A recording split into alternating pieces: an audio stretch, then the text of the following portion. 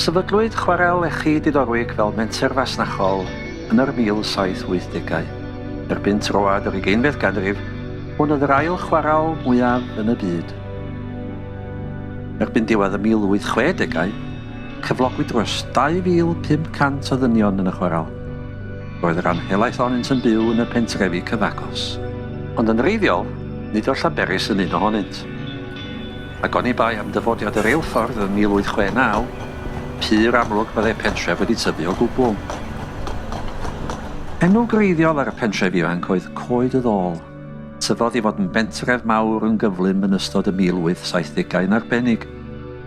Ac i gymeryd mantais o cynnydd sylweddol yma yn y boblogaeth, daeth ffotograffydd ifanc o Sir Ddimpych o'r enw Issac Hughes yma i fyw a weithio. Pan adawodd o gwmpas 1886, aeth ei waith gyda fo, ac aeth Issac Hughes yn angof. Yn anhygoel, 100 mlynedd union yn ddiweddarach, ddarganfuwyd trysor o'i waith a'i bapura mewn atig yn Stryd Thomas.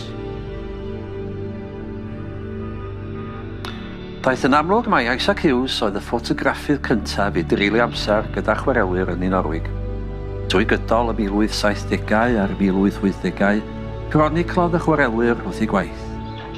Mae ffotograffau Hughes yn ffenest i'r oes a fu. Roedd yn amser caled iawn, fel mae'r ymradoddion ar ei gwynebau yn tystio. Wrth tynnu ei lluniau roedd amryw yn ddewr iawn, neu ffôl iawn.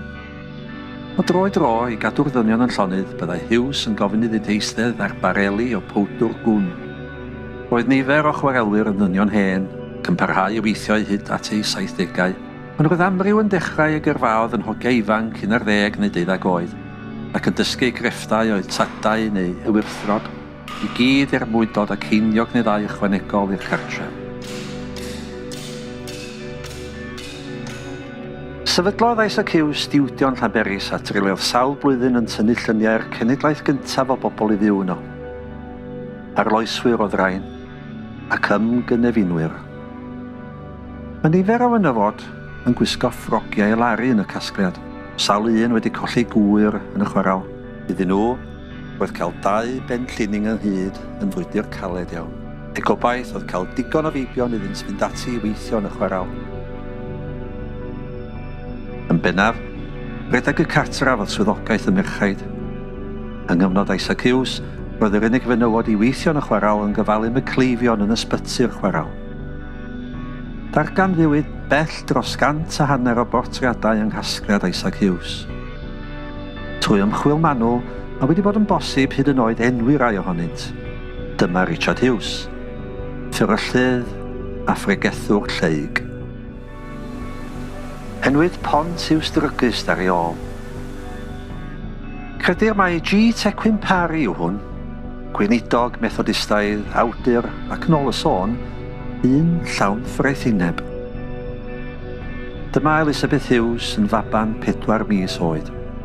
Tynwyd y llun yma ar ddydd Iau 8 Awst 1878. Collodd Elizabeth ei thad yn y chwarel cyn iddi fod yn 10 oed. William Williams, y godd.